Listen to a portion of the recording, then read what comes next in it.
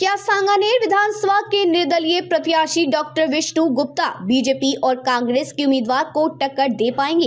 क्या सांगानेर विधानसभा की परेशानियों को उठाकर डॉक्टर विष्णु गुप्ता सांगानेर की जनता को अपना बना पाएंगे? चुनाव से एक दिन पहले खास मुलाकात डॉक्टर विष्णु गुप्ता के साथ।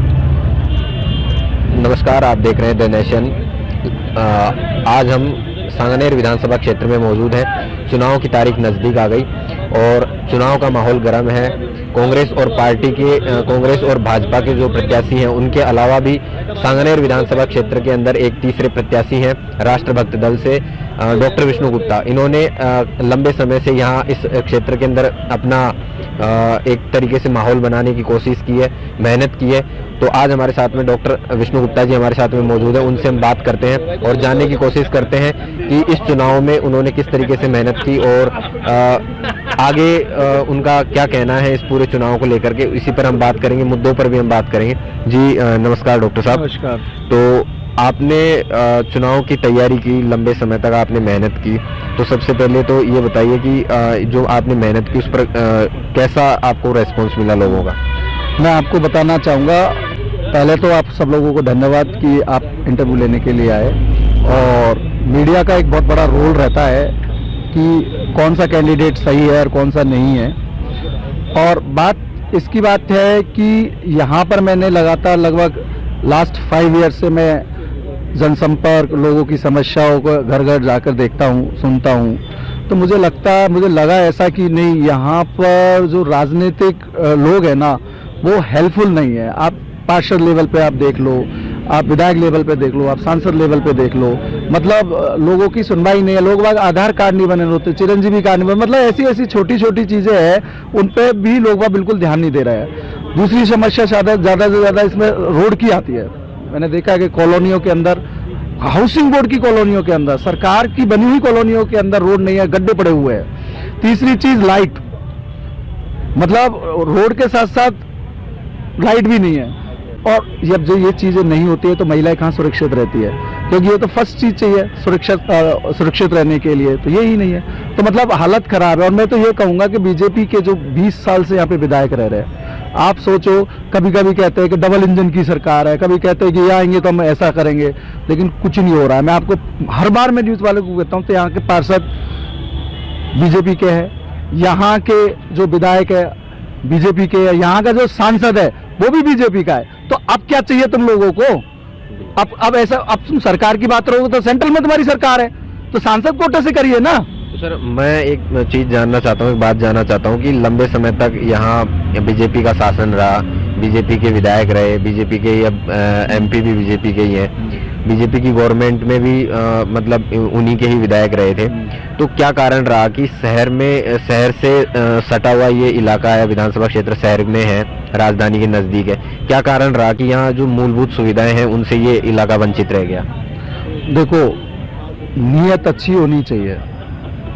सरकार, देखो जो लोग बाग होते हैं ना, वो अपना धंधा पानी तो कर सकते हैं, पेट के लिए पालन कर सकते हैं कमा के, कैसे भी करके, लेकिन उनको उस पालन पोषण के लिए हमें और उन्नति चाहिए, तो सरकार की तरफ से कुछ होना चाहिए। अब सरकार ही उनका माना है कि एक उनको हेल्प नहीं करेगी तो कैसे काम चलेगा? ऐसी बात नहीं है कि यहाँ पे नहीं हो सकता है। आप अदर सिटीज के अंदर आप देख लो, मैं बेंगलोर के अंदर देख लो, आप सीमेंटेड सड़क बनी हुई है सब जगह, यहाँ क्यों नहीं बन सकती?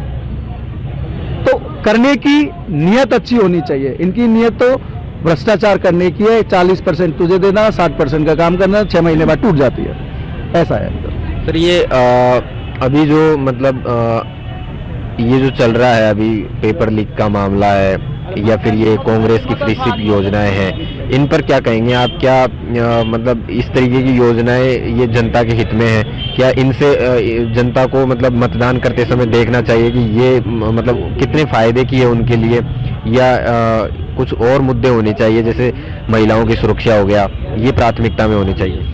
देखो, सबसे अच्छी चीज़ प्राथमिकता में, जैसा आपने कहा, महिलाओं की सुरक्षा, मैं भी मानता हूँ कि फर्स्ट तो ये होनी चाहिए आपके लिए। दूसरा शिक्षा, तीसरा चिकित्सा, ये तो फ्री ऑफ कॉस्ट सरकार की तरफ से होनी चाहिए, क्योंकि ये बेसिक नीड्स है। जैसे हम रोटी कपड़ा मकान बोलते हैं ना, अब शिक्षा, चिकित्सा और सुरक्षा, ये भी एक शामिल हो गए आप। और ये 6 और चीज़ देने की सरकार की जिम्मेदारी है, क्योंकि हमने सरकार को चुना है। हम प्रत्येक आदमी टैक्स देता है इस चीज़ के लिए। क्यों देता है टैक्स? जो माचिस की डिब्बी भी आती है ना, तो उसमें भी कुछ ना कुछ हिस्सा होता है टैक्स का। तो ऐसा नहीं है कि गरीब आदमी टैक्स नहीं देता। कई लोग कहते हैं कि भाई शिक्षा भी फ्री दे रही, चिकित्सा भी फ्री दे रही, सुरक्षा भी फ्री दे दी, तो ये तो छोटे लोग हैं, इनको तो देते जाइए, हमारा टैक्स का पैसा जाता है। अरे यार, छोटे लोग तो है, लेकिन वो भी तो माचिस पे टैक्स दे रहे हैं, तो ये तो मिलना ही चाहिए। बाकी का मोबाइल बांटना, ये मुझे नहीं लगता कि ये ऐसा होना चाहिए। इससे तो क्या बहुत आलस्यपन शरीर के अंदर आता है लोगों के। आपके क्या मुद्दे रहेंगे सर, और आपने किन मुद्दों को लेकर के लोगों को कन्विंस करने की कोशिश की? मेरे सांगानेर विधानसभा में लगभग 10 से 15 ऐसे मुद्दे हैं जो पिछले कई सालों से नहीं हो पा रहा है। पहला पानी की समस्या है। यहाँ पर पानी का जो ग्राउंड लेवल है ना, बहुत बहुत नीचे जा चुका है। तो बोरिंग जगह ये लोग बोरिंग कर रहे हैं, लेकिन उससे भी कोई फायदा नहीं हो रहा है। और बीसलपुर की लाइन यहाँ सांगानेर से होते हुए आप जोटवाड़ा तक जा रही है, लेकिन सांगानेर वासियों के लिए यहाँ पे कनेक्शन नहीं है। ऐसा क्यों? मैं क्वेश्चन पूछता हूँ सरकार से इस चीज़ के लिए। सर, केंद्र सरकार ने जल जीवन मिशन योजना चलाई और संपूर्ण देश के अंदर ये योजना चली, लेकिन यहाँ से खबरें आई कि भाई इस गवर्नमेंट में इसमें जल जीवन मिशन में घोटाला हुआ है। तो इस पर आप क्या कहेंगे? जल जीवन मिशन में आपके विधानसभा क्षेत्र में कितना काम हुआ? 5% भी नहीं हुआ है। 20,000 करोड़ का घाटा हुआ है जल मिशन में। तो आप समझ सकते हो कि 20,000 करोड़ कितना होता है। यदि ये 20,000 करोड़ आप लगाते ना, तो मुझे नहीं लगता कि कोई दिक्कतें आती। तो ये तो पूरा भ्रष्टाचारी सरकार है। इन्होंने तो 50% पे काम किया है, मेरे को पता है। और हम कई लोग जाते थे यहाँ के लोकल विधायकों के पास, तो वो कहते थे आपने तो वोट ही नहीं दिया हमें, तो हम आपका काम कैसे करें। ये हालत थी कांग्रेस सरकार की। तो क्या लगता है सर, ये लोगों में ये जो करप्शन, मतलब जो कांग्रेस है वो कह रही है कि हम सरकार रिपीट करेंगे, रिवाज को तोड़ेंगे, वापस सरकार बनाएंगे, तो ऐसा चल रहा है। क्या लगता है आपको कि जनता तक वो बातें पहुंच पाई है, जैसे ये करप्शन की बात हो या पेपर लीक के मुद्दे हो, महिला अत्याचार के मुद्दे हो, क्या जनता तक ये बातें पहुंच पाई है, या फिर ये जो फ्री सिप योजनाएं हैं वो घेर लेगी? देखो, मैं आपको सच बता रहा हूँ, जनता को सारी चीजें मालूम है कि कौन भ्रष्टाचारी है, किसने पेपर लीक किया है, कौन सी सरकार इसमें इन्वॉल्व है, कौन सा विधायक इसमें इन्वॉल्व है, सब पता है। लेकिन वो वोट से ही जवाब देगी लोगों को। जी। तो आपसे आखिरी सवाल यही है कि आपने इतने लंबे समय तक यहाँ पर लोगों के बीच में रह करके काम किया, आपने चुनाव में अपनी उम्मीदवारी जताई, इतने दिनों तक आपने मेहनत की नामांकन के बाद में, क्या रुझान है लोगों का आपके प्रति? पहली बात तो यहाँ के जो लोग हैं ना, बहुत खुश है कि कोई युवा शक्ति इतनी दम से, अच्छे से लोगों को बीच रहकर इतनी मेहनत कर रहा है। तो लोग बाग बहुत खुश इस बात से भी है कि ये डॉक्टर भी है और अपना अस्पताल चलाता है यहाँ पर, ये कहीं नहीं जा सकता भाग के। तो इसलिए हमें इनको वोट देना चाहिए और सांगानेर विधानसभा में डॉक्टर विष्णु को लाना चाहिए। एक आखिरी सवाल कि आप लोगों से क्या कहेंगे मतदान को लेकर के, किस तरीके की कोई अपील करेंगे? मैं सभी से, राजस्थान वासियों से यही अपील करता हूं कि 100% मतदान कीजिए।